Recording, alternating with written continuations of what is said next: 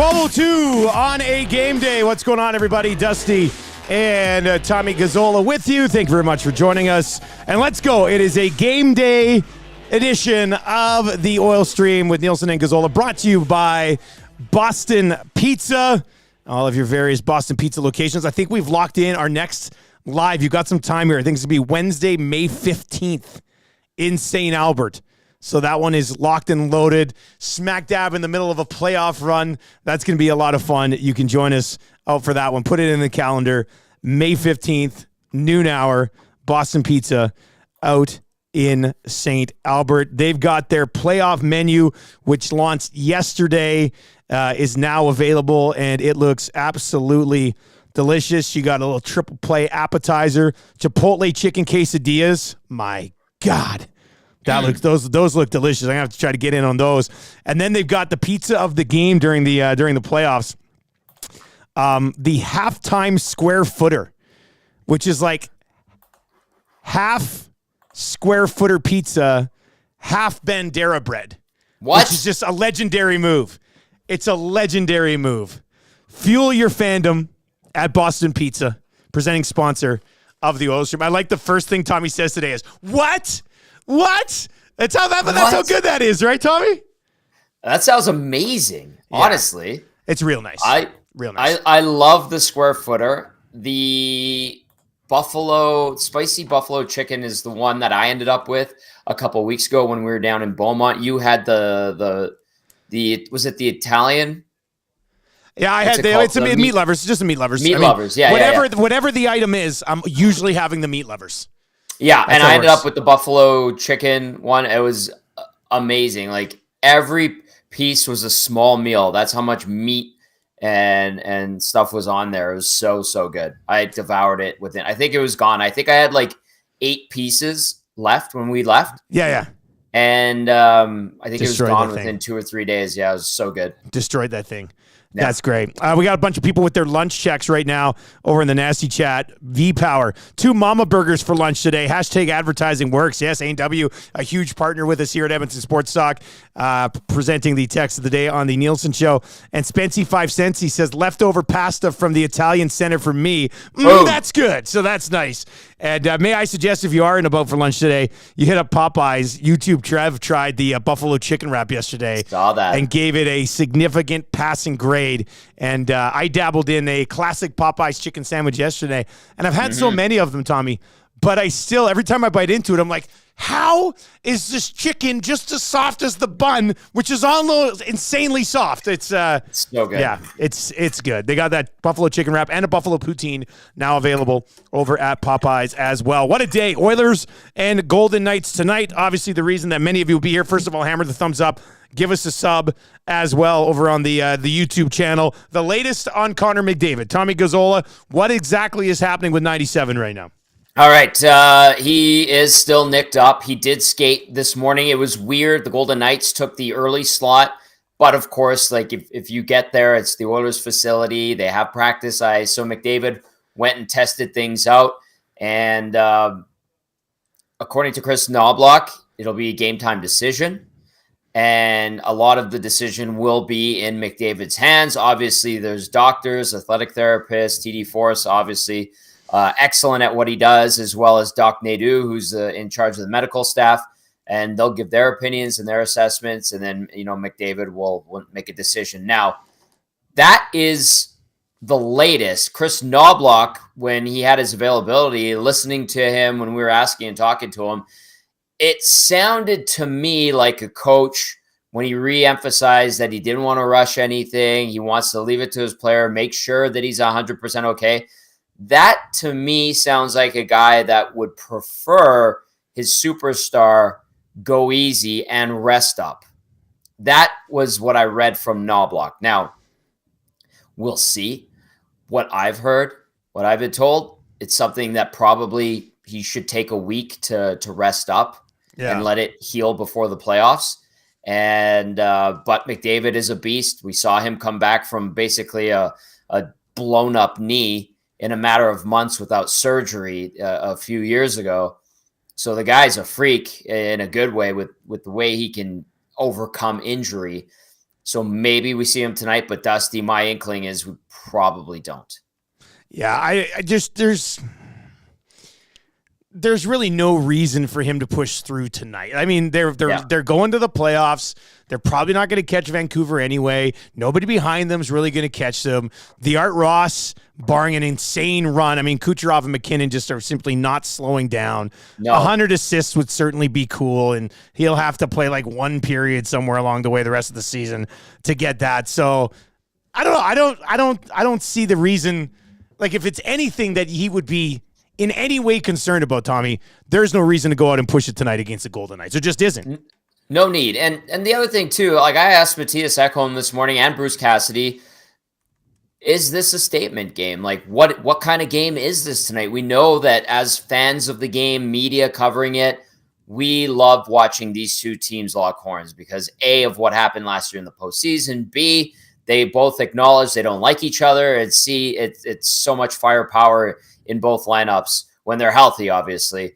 It creates great hockey. So this could be a playoff preview. And so, we're 6 games away from the end of the regular season for Edmonton, 5 for the Vegas Golden Knights. They're looking to punch their ticket. They remind everybody that they're not a playoff team just yet. And so I said, is this a statement game to Matthias Ekholm? And he's like, I don't think so. He's like, I think for the Oilers, it's more about the process, eliminating bad habits, minimizing mistakes, playing the right way going into the postseason.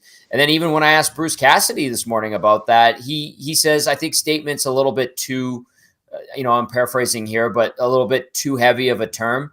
And they want to worry about, A, punching their ticket, getting in, but they understand who the Oilers are, what the Oilers are. They could see them in the postseason. So it doesn't have that severe, like, oh, we need to beat the crap out of this team feel to it from both sides. Although both sides acknowledge their opponent, the Golden Knights are more worried about making the playoffs and getting healthy. Obviously, we joke about their LTIR situation. Lawless on the Rink Report was very candid about how he felt about what people say about it. And then for the Oilers, it's okay, McDavid, you want him to be healthy, but play the right way. Let the process take care of itself. If you win, good. But if you lose, all right, kiss first place in the Pacific. Bye-bye. LA's probably not catching you. Vegas is probably not catching you, but play the right way. That's kind of where it's at. So for McDavid to need to play this game, that impetus isn't really there. 780-218-9999, 780-218-9999. If you would like to chime in, get those messages rolling into the inbox. This one comes in and says, guys, I wonder if McDavid plays tonight just so he can hit 100 assists first. I hope not. I really hope Connor McDavid, there's no chance. There's no way Connor McDavid's like, I have to beat Kucherov to 100 assists because looks like Kucherov's going to get there as well. Yeah. Who cares who gets to 100 assists first? I mean, no, he's not going to force himself to play against the Golden Knights tonight just so he can beat Kucherov to 100 assists. I just don't see that happening. Mo over in the Nasty Chat says, good day, gentlemen. Do you think the Oilers have started the process in regards to the inevitable GM replacement? Eric Tulsky seems like a perfect candidate. I think we save that for the offseason. Like, we are going to have so much time in the offseason. We don't go into hiatus. Edmonton Sports Talk continues 24/7 all throughout the summer. So we're going to have a lot of time to talk about offseason roster construction. We're going to have a lot of time to talk about the next general manager and where that process is at. So, Mo, we love you, and we appreciate the message, but I'll say one thing. Yeah. I'll just say one thing about it. Like, listen, there's a few names that are floating around out there. Dave Gagne, we heard earlier, Mark Hunter, Tulsky, obviously, but I'll just say that Ken Holland knows his time's running out with the Oilers. It doesn't sound like he's coming back. He knows that, and that's just kind of where it's at. And it's not the focus right now for the Oilers. Maybe Jeff Jackson's got it on his plate, but as a team and franchise, they're kind of more worried about pressing matters, if you will. Pressing matters being going after the Stanley Cup this year. If you're watching over on YouTube, hit us up with any questions you have about the game tonight. If you're listening on TuneIn, on iHeart, or at EdmontonSportsTalk.com, please tell your friends about how easy it is to consume our content here on EST. Just download free iHeart, free TuneIn, and favorite Edmonton Sports Talk. Pop it up, Bluetooth it to your car, Wi-Fi to your car, and you are off and running. Tommy, if McDavid doesn't go tonight and they still beat Vegas, that's got to be such a big boost for the rest of the guys in that room. Like, Vegas is the big bad playoff bully and all this stuff. It's the one you got to get by. You got to beat the best to be the best. And I know it's not a playoff game, but heading into a first-round playoff series, knowing that you did beat them without 97, I think just kind of would have to be a pretty decent bump in confidence for the rest of the group, wouldn't it? Yes, I think it comes with a bit of an asterisk, though, considering how many guys are out of the Golden Knights lineup right now. Like, obviously, no Stone. Pietrangelo probably not good to go. Waz out. Chandler Stevenson probably not playing tonight. William Carrier's out. Like, these are guys that are important parts of the Vegas Golden Knights roster. They're missing like 5 pieces. Yeah. Yeah, exactly. And then Aiden Hill's coming back from injury. So, like, they still have a very good team. And so I think that, yes, for the Oilers to beat the Golden Knights and kind of be like, gotcha, would be good. But I don't think it has the same weight that it would if the Golden Knights were relatively healthier. I'd say even if Pietrangelo was in there, it would change things. Yeah. Right? I think it would change things. Like, we're talking about Dorofiev's in, Brandon Brisson's going to be in, Brett Howden, who's been pretty good. You know, Keegan Colasar is obviously a mainstay on the fourth line. Paul Cotter is in and out of the lineup.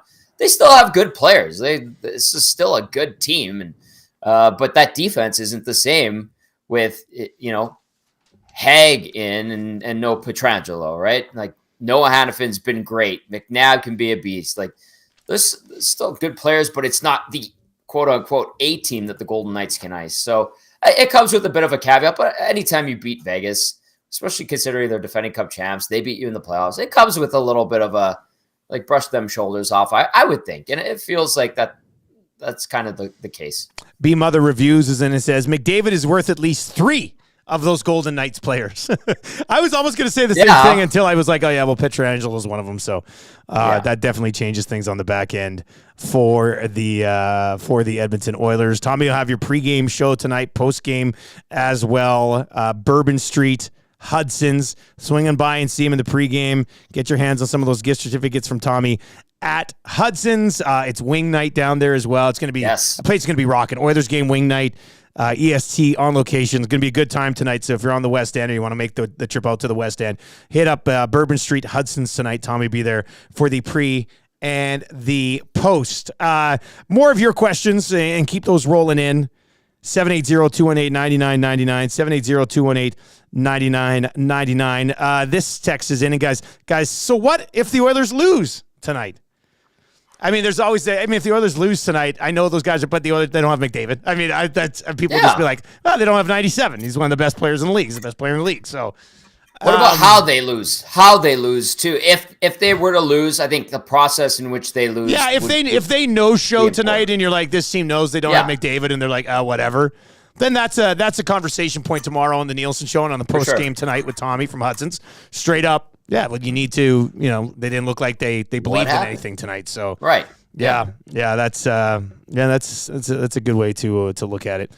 Calvin C is in over on the Nasty Chat, and hammer a thumbs up for us if you wouldn't mind. We'd appreciate it. That'd be nice if we could hit. We had 500 thumbs up on the Nielsen show this morning, which was great. I saw that. I was an all-time high. 2 of them. What?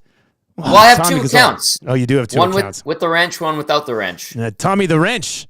Tommy the Wrench. Hey, what was going on with like the emotions? Like, was Eric getting emotional on the show? No, I was just kind of joking. If we hit 500 likes, I'd get emotional because that's pretty good. Like 500 likes in a 3-hour show is pretty good. I know. So it was good. I mean, I'd like us to hit 100 on this show. We got 153 people watching right now. Hammer it. And if there's way more than that listening over on iHeart or TuneIn, slide on over to the YouTube channel. Hammer us a thumbs up. Let's see if we can hit 100 on the Oil Stream. Maybe that becomes a thing here moving forward. We'll get to the lineup tonight. Obviously, if they go without Connor McDavid, we'll certainly get into that. But Calvin C's over in the Nasty Chat saying, guys, if they win the Cup, I wonder, would Holland stay on as like president with a new GM, or is that kind of they have enough people in places that you wouldn't have to create a spot just to have Kenny Holland around. can I flip this around? Why does that matter? Why are people asking about this? That's a good point. Half the fan base hates Ken Holland when the team loses a couple of games. And then now people are asking, and I'm not taking a swipe at Calvin C by any means. I'm just saying, because like there are other people that are like, well, what if Holland sticks around? He's not. Like, he's done. He knows he's done. It's over. Like, what does he have to stick around for? He's not going to linger. And he's a GM. He wants to win this year. He wants to retire. He's an old guy. Yeah. Like, he wants to enjoy I don't know if his Ken life. Holland wants to just hang around when he could be retired. God bless our city. I love Ice District. I live right beside it. But I don't think Ken Holland, in his mid to late 60s, wants to spend his winters in Edmonton with his wife when he's not really doing anything and he's not in charge of the team. Why would you want to be here? Like, what's the point? He doesn't need the money. So I just don't understand that rationale about, hey, what about Ken Holland sticking around? No. Stop. What's that Michael Jordan meme? Stop it. Just stop it. Just stop it. That's the Michael Jordan. Nice Michael Jordan drop, Tommy. I didn't know you had it in you. That's me neither. That's maybe I don't. I faked it. It's pretty impressive. I think maybe I just faked it. I have no idea what I just said, but I said it anyway. I blacked out. Yeah, 780-218-9999. Coach Mike is in and says, how does Knobloch play 97 and 29 together if 97 isn't there?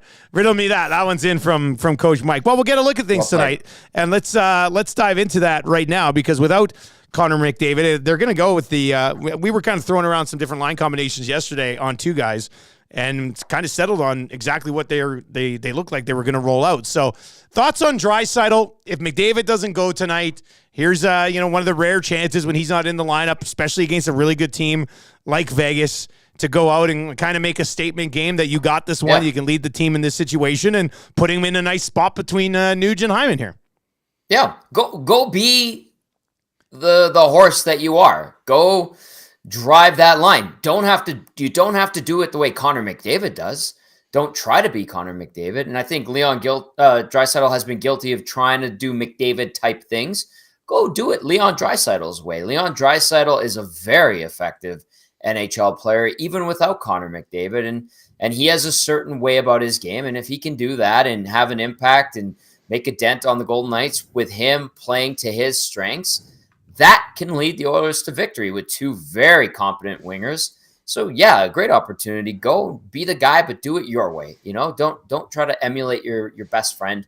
You don't need to, because you're very, very good in your own right. And then for the guys below him, pick it up. Here's your chance. Like, the Oilers have depth. This is why you have depth, so that you can handle situations where other guys get hurt. Yes, he's your best player. He's the best player in the world. But that doesn't mean you can't go out there and win the game and play really well and elevate yourself, because you should be motivated, should emphasize that word, to make up for the loss of McDavid, should he not play tonight. If you are expecting Leon Draisaitl to step up in a big way tonight, you can ride with me over at CoolBet, the official betting partner of Edmonton Sports Talk. Go to coolbet.com. If you click on exclusives, and then at the bottom of the exclusives page, you will see Edmonton Sports Talk Parlay, and it's plus 290 right now. Leon Draisaitl with 2 points or more, stepping into that McDavid role. McDavid usually churns that out. Hyman with a point, and the Oilers to win. That's it. Hyman point, Draisaitl 2 points, Oilers to win, plus 290 tonight. You can get that right now at CoolBet. And if you've not yet signed up for an account at CoolBet, you can do so. Use the word Lock Shop, all one word, Lock Shop, when you sign up, and you'll get a 100% deposit bonus on your initial deposit up to $200. Henrique, Fogle, and Kane. What do you make of that trio, Tommy? Looking like the second line here. Three veteran guys. Evander Kane is more than capable of being a top six guy. He hasn't played particularly great this season as a whole, has had some good stretches. Nice to see him score last week. Go. If you're healthy, go and again, be one of those guys that this team can rely on. Everybody is counting on him having a strong postseason. Use whatever brotherly love was dished out on Saturday to motivate you. be better, whatever, man. Just go out there and be an absolute beast because he can be. He should have every reason to be motivated. And not only that, he's got a team that he doesn't like playing against and should provide some sneer for him. So, yeah, he's a more than competent second-line winger. Now, Adam Henrique is versatile. Adam Henrique is, potentially going to have a 50-point season. He should be able to center a second line. That's fine. And then Warren Fogle has at times been more than competent as a second line winger as well. So that's a good veteran line. And especially when you look at who you're lining up against in Vegas, you should be able to match up well against. Who do we have? I'm going to look it up right now. So tonight for the Golden Knights, their second line looks like Hurdle sliding over to the middle, Brendan Brisson on the wing with Michael Amadio. Like, I like Kane, Fogle, and Henrique up against that line. Now, Hurdle's probably a stronger centerman than Henrique. Henrique's good in his own way. He's not as big, strong as Hurdle, who's kind of similar to Leon Draisaitl in some ways. But Brendan Brisson's a rookie. Michael Amadio's good, scrappy winger, has been in the league for a long time. He's won a Stanley Cup, or a couple Stanley Cups now. But I still like the skill and the ability and the experience of Fogle, Kane, and Henrique. Well, let's continue with this conversation just quickly. It's funny because, you said you heard that it could be something that would need about a week to sort of rest up. Now we have to go back to Saturday, right? Like from Saturday to Friday would essentially be a week. So if McDavid was back against the Vancouver Canucks, I don't think anybody would be surprised, really. I mean, that would be a week between games. So that's something to keep in mind on the Connor McDavid getting back into the lineup process. I think friend of EST, Bob Stauffer, on his show, which you can find in the evenings on 6:30 CHED, I think he was talking a little bit about likely maybe not tonight and not the first half of the back-to-backs this weekend. So that's something that you can keep tabs on if you're wondering when Connor McDavid will return. So with McDavid out, if he does not play tonight, Dylan Holloway does slide into the lineup, Tommy. Holloway out of the American Hockey League, onto a third line here with McLeod and Perry. Are you expecting anything from Dylan Holloway? What do you think? I jump. Let's start with jump. Yeah, energy. I mean, he had a hat trick against Calgary down in Bakersfield. It was the same night the Oilers were playing the Flames.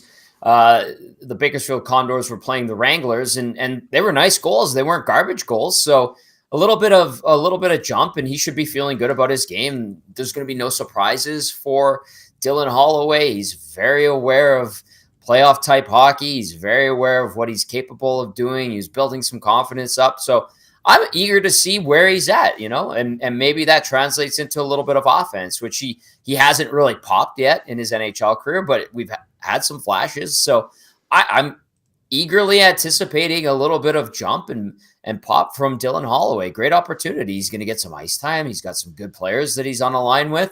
This is a nice little situation for Dylan Holloway to take advantage of. The other area that'll have to be addressed if Connor doesn't go tonight would be the power play. And obviously he's an integral part of that. You kind of feel like the automatic here would just be Evander Kane sort of slides up into that role. Tommy, opportunity to maybe get him going. Now, a completely different player on the power play than Connor McDavid. You could have a situation, somebody was suggesting over on YouTube, V-Power says, I think Nuge takes McDavid's role as the puck carrier and Henrique to take Nuge's role in the bumper area. So I still think that'll probably be Evander Kane, would it not? Well, who had that text? V-Power? That was V-Power, yeah. Yeah, V-Power is right about Nugent Hopkins kind of taking on more of McDavid's role. Yeah. He talked about that this morning. He's probably going to be the guy on the swing up, the boomerang or whatever the hell they call it. It'll be Nugent Hopkins who will likely be the guy lugging the puck up. He talked about that. He talked about being the focal point of distributing the puck. He's more than capable of doing it. And again, it's just for a small window of time. Again, if McDavid can't go, whether or not it's Henrique or Kane, like if you want to stack the middle and get some traffic in front of Adin Hill tonight, then I would go to Evander Kane. Like him and Hyman could do some damage in front of Adin Hill. However, if you want to play the finesse game, if you want to get pucks across the middle and get through Royal Road, as Belzy likes to call it, through the middle, where I think the percentage of the shot going across the middle it's 30% likelier to go in. I think that's the stat on it. Then Henrique's probably more suited to do that. So you could try both. It just depends on what they think might work better against the Golden Knights. I mean, the Golden Knights still have a huge defense even without Pietrangelo. Maybe Kane fits in better if you want to create chaos in front of the net. Nielson and Gazzola with you here. You can text us anytime, 780-218-9999. And yeah, we'll see what the focus is in the power play. I know some people are like, well, how do you think they approach the power play? There's still a bunch of extremely talented players out here on the power play. I know a lot of it runs through Connor McDavid, but you could still see the power play, operating at a pretty high level, I would think. They're certainly capable of it. There's no doubt about that. 780-218-9999, 780-218-9999. Vegas is interesting, and we can get into this conversation a little bit now with all the Oilers fans watching right now, Oilers fans listening on TuneIn, on iHeart, or at EdmontonSportsTalk.com. We love your interaction, so hit us up with your questions or fire us a text message.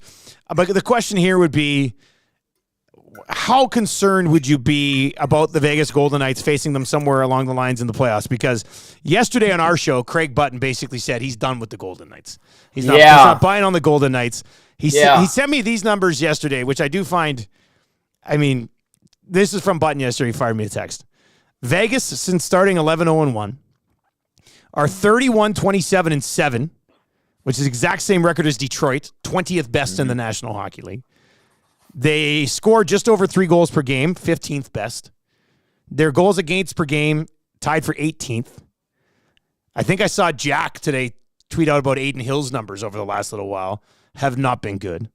Yeah. Power play, 17.7%, 24th best in the league since their hot start. And the penalty kill, 77.8%, 21st best. So no matter what category you look at as far as goals for, goals against, power play, PK goes, overall record, since they started 11-0-1, they are a bottom half team in the National Hockey League. Now, they've dealt with injuries along the way. They're hoping to get better. They've added Thomas Hertl. We'll see how that clicks in.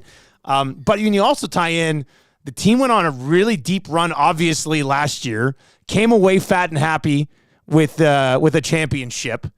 Mm-hmm. I don't know. I'd be like at a 7 out of 10. On the Golden Knights right now, as far as concern level heading into the playoffs. I think you're probably a little bit higher, but where's that at? And where are you guys at right now against Vegas? 780-218-9999. I would never disregard the Golden Knights in the playoffs. And those stats are telling. And I'm not going to discredit the Golden Knights. I'm not going to say I have no faith in them, because I go back to this thing. I'll start with this. Even talking to Lawless yesterday on the Rink Report, he brought up the fact that the Golden Knights have played the most hockey out of any team outside of maybe Tampa in the last few years. They're tired. They're banged up. All these things, 100% valid. But I said to Gary, if there's one team that could flip the switch in the playoffs, I would think, especially if they have guys getting healthy, I would think it would likely be the Golden Knights that could be right at the top of the list. So the Golden Knights, if the Oilers face them, and I'm looking at it from an Oilers point of view, they would concern me. Do I think that they're unbeatable? No, absolutely not. I think every series that the Oilers go into, whether it's 1, whether it's 4 this postseason, they're in for the fight of their lives. And maybe that's a good thing. Maybe it sharpens them up. We'll see how they react. But I would never discount the Vegas Golden Knights. Are they playing great? No. Have they been better lately? Yes. Are they, overcoming some tough circumstances? Sure. But I get the sense that around them, and talking to other media members and people around the team the last day or two since they've been here practicing, it's not the same swagger that they might have had last year. And there is maybe a subconscious thought that's saying, hey, this season might not go as far, just because of all the circumstances that are building up here. And the numbers support that you brought up. And Craig's pretty bang on about his takes when it comes to the NHL and hockey in general. So I'm never going to discount that. But me being someone who's always concerned, I look at the Golden Knights and I go, I'd be worried about them regardless. So I put it at 8 out of 10. Connor over on the Nasty Chat says, guys, I'm more worried to get them in the second round than the first after they build some chemistry. with the additions. Wouldn't it be something if Vancouver gets the Golden Knights in the first and just knocks them off? Like all season long, people have been like, oh, scared of the Canucks, or scared of the Knights, scared of the Golden Knights, wait for them to get healthy. Vancouver's not going to hold on top spot. There's no way that's going to happen. And then here we are. Vancouver's very likely holding on to the top spot in the division. Yep. If they were to, and they just beat the Golden Knights. If they were to dispatch the Golden Knights, buddy, shocking waves throughout the Western Conference playoffs. It just would. And it would set up an Edmonton. I mean, if Edmonton gets the job done, if they play the Kings or something, set up an Edmonton, Vancouver second round. That would be fun. That would be a lot of awesome. fun. Awesome. It could happen. The potential is there, and I think the West is pretty wide open. So, or anybody can get hot and go on a run, and these teams can all beat the living crap out of each other. I'm here for it, Dusty. And, selfishly, I'd love to cover a deep playoff run. I'd love to see a Stanley Cup final here in Edmonton. Who knows what could happen? But at the same time, I'm also very aware of the fact that, man, those other teams are pretty damn good in the Western Conference that are about to make the playoffs. Yes, the Kings aren't the strongest. Yes, the Golden Knights are limping in. What is Nashville? Are they that team that went on that crazy tear for 18 games, or are they kind of up and down once you get past their first line? There's so many great questions, but I think that it's going to be a phenomenal battle, and we'll see how the Oilers decide to show up. And if they can, knock on wood, stay healthy, that's going to be very important as well, because luck does factor into a Stanley Cup run. You can text us anytime, 780-218-9999, 780-218-9999. Portions of the oil stream are brought to you by Popeye's Louisiana Kitchen. The new Buffalo chicken wrap has been dropped. Buffalo poutine available at all of your Popeye's locations as well. And, of course, the oil stream today and every day presented to you by Boston Pizza. Their playoff menu is now available. I had somebody mentioning the NHLPA players poll, which was released earlier today, and there were a couple of interesting ones that popped up. Let me take you through anything sort of Oilers related. Okay, so if you need to win one game, who's the goalie you want on your team? Skinner didn't make the mix. Vasilevsky, 46%. Nobody else over 7. So that's interesting. If you need to win one game, who is the forward you want on your team? I think this is always a telling one. I like this. Connor McDavid, 48.7% of the vote. Number 2, Sidney Crosby, 11.5%. So Connor McDavid taking home a significant majority of the vote. Crosby at 11%, McKinnon at 6.5%, the Cooch at 5.3%, and Artemi Panarin at 2.57. The other 25% were divvied up around the National Hockey League, which I think some would have to be hilarious, because if you're dividing up all the other players 25.4%, you're probably looking at like 8, 9, 10 other guys at least in there. And I don't know how you could choose the 14th best forward on list in a game ahead of Connor McDavid. That doesn't make any sense to me. None. Yeah. At all. If you need to win a game, one defenseman, Cale Makar, 56%, nobody else on that. Best stick handler in the league, McDavid, 35%, Patty Kane at 20%, most complete player in the league, Sid at 38%, Barkov, Kopitar, Connor McDavid, 7.81% of the vote there. Interesting. Yeah. That one I'm like, yeah. Yeah, that's pretty encouraging, I think, isn't it? What do you come out on it? Like, they're mostly looking at two-way forwards, right? That's what they're looking at. Yeah. So. Crosby, I'm not going to look at that and go, no, not Crosby. Barkov, nice to see him get some love in that regard. I'm surprised Kopitar got third place in that one. Well, that's why, like, these are all, like, Barkov and Kopitar are relatively thought of as great two-way centers, which is why I think Connor McDavid being viewed as a great two-way center is, right there. I mean, that's pretty... Yeah, that's an interesting one. These are always kind of fascinating, because these are not fans. This is not the media. This is straight up the players. So which player do you least enjoy playing against but would like to have on your team? Brad Marchand, 30%, 29%. Connor McDavid, 17.48%. So right there as well. Best breakout passer. This is interesting. This was the one that Wyshynski was talking about this morning. Mm-hmm. And it is interesting.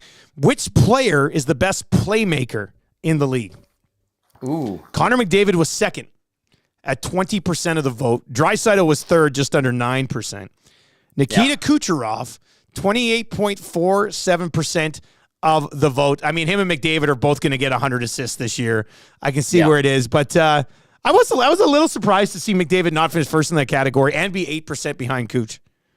Right. I mean, Kucherov, this is recency bias obviously kicks in, and he's having a monster season. He's probably going to win the Art Ross. I'm a little bit surprised not to see Patrick Kane because he is a great playmaker, and there's a couple guys like even Crosby could be on this one because his ability and stuff. Does it surprise you, Dusty, how much of the vote Leon Draisaitl got? Because I know there's probably some of our viewers and listeners that are going like, Draisaitl? Well, have they seen his backhand passes? Yeah, I mean, that's probably 9% voted on backhand passes. So, I mean, it's just such a runaway for the other two guys. Doesn't surprise me a little bit. Plus, I mean, when you're a shooter like Draisaitl is, especially on that power play, it's probably going to hurt yourself a little bit there. Okay, so this one, I don't think the players understood the question, or maybe they did. Which player is the most difficult player to face in their own end? In their own end, Victor Hedman has 20% of the vote. McDavid has 9.4. Slavin has 7.9, Kopitar has 6, and Makar has 4.97. So I wonder if the players were like most difficult to face in my end. Well, it would be McDavid, or do 10% of the league think that McDavid's extremely difficult to play against in the Oilers' end? Like I feel like those results are probably skewed by guys not understanding the question. And yeah, I'm with you on that because the results indicate that. Like Makar is in there, Kopitar is in there. Yeah, this is one where I think they got crossed up. So, which player is the most difficult player to face in their own end? I would assume their own end would be basically your zone, right? Yeah, exactly. So McDavid would make sense in this one. Hedman, unless you're devastatingly afraid of him, I think when you see one off your head, Hedman, Slavin, and Kopitar, there makes me think. Which player is most difficult to face in the end, like their end of the ice?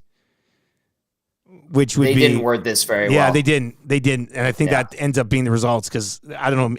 McDavid either doesn't fit on there or should have a higher percentage. Depending on how they would put that vote in.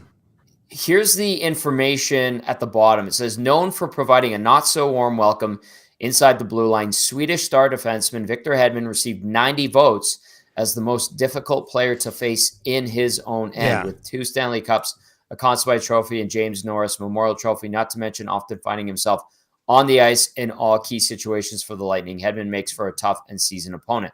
So it is in your D zone, basically. It is. So I don't know, dude. I think some players must have just not looked at the wording. We're just like, in their own end. It's McDavid. That has to be the case. That just has to be the case. I mean, if not, he'd be up for the Selke all the time. Like it has to.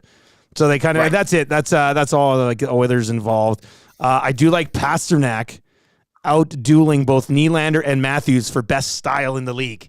That's got to drive the T-Dot a little crazy. But Pasta ends up getting it done there.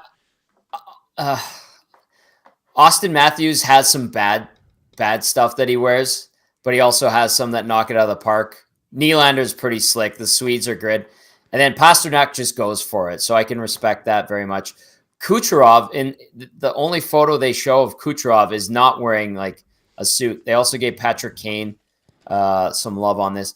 Like there's some good style in the NHL and there's some guys that I think got overlooked here, but Nylander I get. Matthews can be all over the map. Pasternak, I respect that people are giving him props for his creativity, let's call it. And then I've never seen Jack Hughes in his style, but the picture they have of him, he's wearing a beige suit with a small toque like all of these guys wear now. Where do you come out on the beige suit, Tommy? Oh, it's fine. If you do it right, it's fine. Yeah. How do you have to do it right? Like, is it with like a colored shirt or still a white shirt or what? It probably and the cut of it and how you kind of accessorize it, I guess, and the shoes you wear. But Nylander, I hate the turtleneck with the suit look. I think it's garbage. I think it's lazy. But you look at William Nylander in this photo, it's a thick Swedish turtleneck contrast the double-breasted suit jacket, and he's got the greasy Swedish long hair. Like, that's one where I'm like, okay, that works. Good You're job. Gonna let that slide. Otherwise, You're gonna let that one slide. Yeah, I'll let that one slide because he makes it work. But if you're some schlub trying to do it, just stop. Just stop it, as Michael Jordan would say. All right, you can text us anytime, 780-218-9999. We're going to give you the key word here right away for the EST Flyaway to Vegas. Also, if you're watching on YouTube, we're 32 likes away from 100 here on the oil stream today. So if you can hammer that thumbs up before you leave today, that would be great. It is the EST Flyaway sending you down to Vegas. We're going to give you a chance to text in this word, hang out for about 5-6 minutes, and we will call another qualifier. 4 times per day here on Edmonton Sports Talk, you have a chance to win that trip to Vegas. 2 nonstop flights, 3 nights accommodations, tickets to a Cirque show as well, and good flexibility here. Once you win the trip at the end of the month, you will have 2 months to book it, but you can book it at any point over the upcoming 365 days. So you can look at a football schedule, a hockey schedule, or whatever, and book this trip. It's presented by Flyaway and the LVCVA.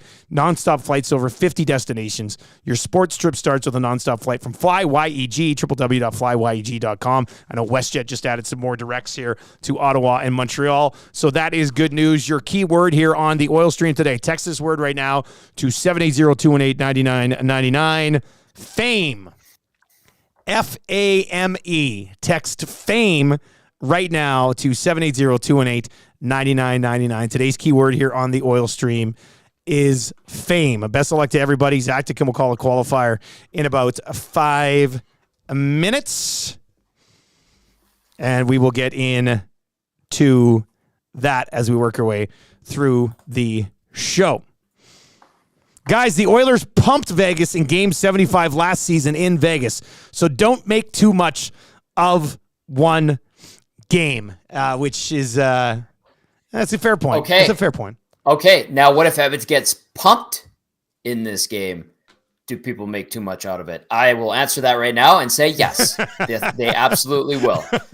Probably. I mean, probably. That's what happens pretty much. I mean, you know it. Post-game show. It'll be chaos. Yeah, it'll be pretty crazy.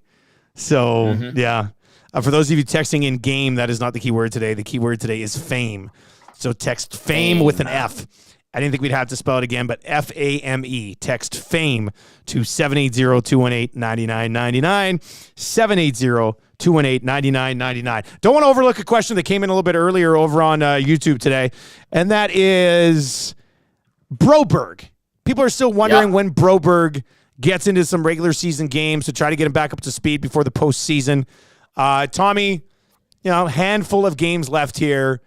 Does this happen at some point? I know you've been talking about it for quite some time. It's kind of been in the cards here. Something they want to make happen. Does it happen? It's gone quiet the last week and a half about doing that. So, yeah, I'll say that they sneak him in for 1 or 2. That's an optimistic. Yeah, I'm not going off of anything. You got some softer spots in the schedule. Yeah. Right, next week you got a couple softies if you want. Maybe they sneak him in when they go they're in Arizona that one game before they wrap up in Colorado. Maybe they bring him up there and just get him into a game. So, yeah, I'll just say they sneak him in for 1, something like that. Somebody asked us earlier this morning on the Nielson show today, do you think there's anything Holloway can do in a game or two with McDavid out of the lineup and he actually gets to play? Do you think there's anything he can do to earn himself a spot in the playoff lineup? And Tommy, I think that's going to be tough to do. It's going to be tough for him to accomplish. Yeah. Do you think I'd say probably not. Yeah, there's not a path there right now, you don't think? I don't think, unless he just absolutely turns into a beast and scores a hat trick in one of these games and they have to keep him in the lineup. I don't think so. I don't think he's necessarily top of mind when it comes to their playoff plan, but he'll be around. They'll have him as a black ace if they need something. I think they're just looking for a good showing from him, some confidence. Again, maybe chip in offensively, get something going, but I don't think that there's hey, Dylan Holloway's part of the playoff roster type plan for him right now. If you want to chime in on that, 780-218-9999, 780-218-9999, or slide in over in the YouTube chat as well. Emma Terry's in and says, Broberg wanted off the team. I wouldn't give him a shot at all, personally. What is the latest on that? Like, things are back on track here, right? Well, let's clarify that. That was his agent that pulled that Broberg one. did say, yeah. Yeah. So we're describing as a rogue agent, basically? Well, I don't know if Philip Broberg knew his agent was going to pull that card or what, but I know it did affect the relationship between Ken Holland and the agent, obviously, and Holland was taken aback by it. But yeah, by all accounts, that was the agent trying to stir it up and force something, and not necessarily Philip Broberg. And, I know most of the time the agent will take the brunt of it, but from, again, just things I've been told, like, it caught a lot of people by surprise, and including the player, evidently. So it was the agent who did that. The last I was told is Philip Broberg is still very much in the future plans of the Edmonton Oilers. Tommy, are you very intrigued to see the Oilers' schedule next year and whether they're going to Arizona or Utah for road games? What the hell is going on here, man? What's going on is how much of a mess Arizona is really coming to the forefront. Like, we always knew, and like this BS about them playing at Mullet Arena and it being a revenue generator, like, it's a joke. I'm sure it generates a little bit of revenue, but just the littlest bit of revenue. You know what I mean? Like, my God. It's a joke. It has been since day one, since Morello's taken over. He's a different kind of owner, I know. His methods are, questioned. And this team not being able to secure land, not winning the vote in Tempe, trying to get this land auction done. And then you've got people within the community in Phoenix saying, like, I have no faith in this guy developing land because he's never done it before. It's not going in a good direction. And the NHL, Pagnotta's pointed this out on Hello Hockey a couple of times. The fact that the NHL has, quote unquote, okayed some statements from Salt Lake and from Atlanta is a pretty strong indicator that that's where things are going. This is great timing, because Frank tweeted this out, Frank Saravalli, at 12:49. We started talking about this at 12:48. Sources tell Daily Faceoff that the Arizona Coyotes and Smith Entertainment Group have made significant progress on the framework of an agreement to relocate the Coyotes to Salt Lake City, Utah. Yeah. NHL memo updated governors today. It's not done. Many layers and lawyers, much work to do. So, yeah. I mean, that's as much as we've seen as that's it for the Coyotes, and they will be moving to Utah for next season. What I found interesting today, I think it was a Frank report as well, on the fact that, like, the NHL's still going to be like, we'll get another team here in Arizona, like the same ownership group will be able to do it. That part of it is ridiculous. That part is ridiculous. And I know imagine Craig going Morgan back was there talking again. about it. Craig Morgan was talking about it the other day, and he was down. He was kind of, I think he was poo-pooing it when I was watching them on PHNX Sports or Phoenix Sports. Dusty, like, this Arizona thing, you're beating a dead coyote here. I love Phoenix. It's my second home. That's probably where I'm going to retire. But that hockey, it ain't working. And it ain't working. It's done. It's over. It's a huge market that they totally effed up. And move on. Listen, this is how you get to Salt Lake, Oiler fans that want to go and see them in another market next season. You take Highway 2 to Calgary. Okay, bypass Calgary on that Stony whatever ring road. Stony Trail. Highway 3, through Coots. And then all the way down the I-15. That's all you need. How long is that 15 trip? Hours. How long? 15 hours. 15 hours. That's not too bad, actually. And then when you get to Salt Lake City, be careful, because the drivers in Utah are absolute dog crap. Really? They are the worst drivers I've ever seen. And we've got some dog crap drivers in Alberta. Woo, boy, Tommy's spicy here at the end of it today. I like it. By the way, I was driving on our ring road yesterday, and I thought I saw a coyote, but it might have been a small little fox. Oh, it had adorable. more fur, like it had more hair, more fur than a regular coyote. On the tail? Like the coyotes are usually pretty mangy, right? Yeah. This is this is like something I'd kill and stuff and put up on our fireplace in the living room to prove I'm a man. You wouldn't take it in as a pet? Wouldn't that be something? Hey kids, I got a dog. What do you think? What do you think about this? People have done that. It's a fox. It's kind of weird. That's kind of weird. Yeah, it's a wild dog. All right, who's our Salt Lake City, by the way, will be an incredibly boring city to visit too. Like, It's, you want nightlife? No. You want to go to church? Yeah, absolutely. And not knocking it, my parents are super Catholic, but there it's LDS, Latter-day Saints.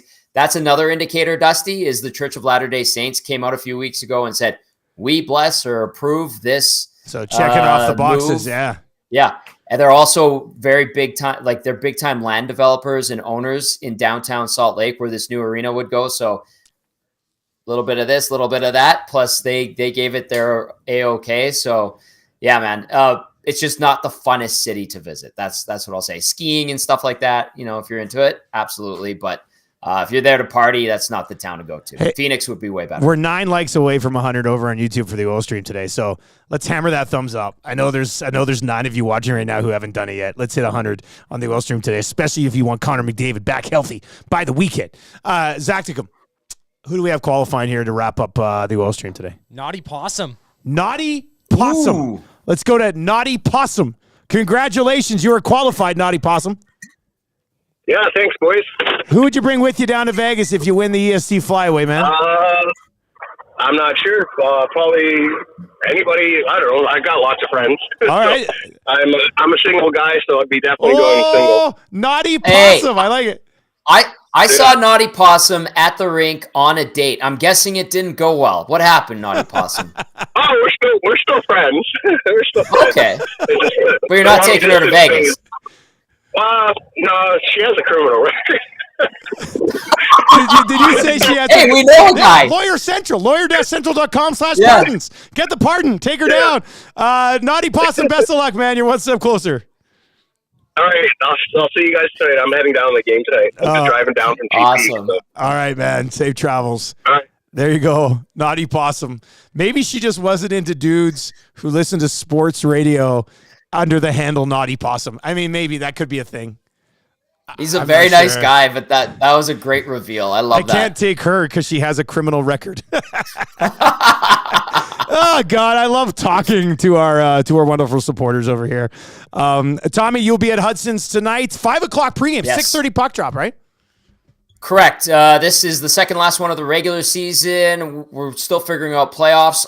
Listener party, watch party on the 18th at White Avenue. Also, Ashley Weiss from Script Sports, Golden Knights sideline reporter, will be joining us at 5:10. All right, so that'll be coming up on the pre- and post-game show tonight, 5 o'clock start. Swing by and see Tommy at Hudson's. That is going to do it for the oil stream today. Nielsen Show replay coming up here on TuneIn and on iHeart. And a huge thanks to, obviously, Cool Bet, to Popeyes. Try the new Buffalo Chicken Wrap that has been released. And our presenting sponsor of the oil stream, Boston Pizza. Their playoff menu is now available at BP's. Tommy, have a good pre- and post tonight, buddy.